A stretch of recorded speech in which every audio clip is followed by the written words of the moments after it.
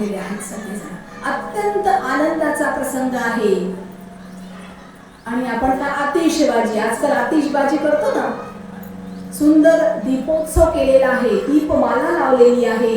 सगळ्यांचं स्वागत सत्कार करून चारही पुत्रवधूंना अवधाच्या राजमहालामध्ये घेऊन त्यांचं स्वागत फार सुंदररित्या अवधपुरवासींनी केलेलं आहे.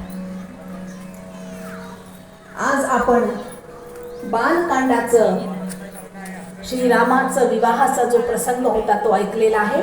उद्या आपण अयोध्या कांडाकडे जाणार आहे, जिथे रामराज्याभिषेकाचं प्रसंग आणि त्याला उलटून राम वनवासाकडे कसे जातात याच्याबद्दल मी सांगण्याचा उद्या प्रयत्न करीन.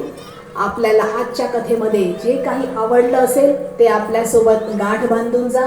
जे आवडलं नसेल ते सद्गुरूंच्या चरणी, गजानन महाराजांच्या चरणी हे झटकून द्या. कारण बायांची सवय असते ना, साडी झटकातच घरी जातात.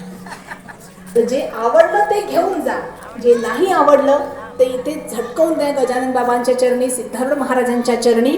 आणि जे काही चांगल्या गोष्टी आपल्याला आज प्राप्त झाल्या असतील ते आपले जीवन जगण्यासाठी अत्यंत मौल्यवान आहे.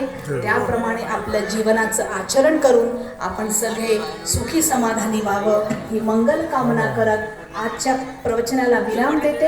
आरती होईल, त्याच्यानंतर सगळ्यांनी सुलग्न लावायचं, असं जायचं नाही आहे.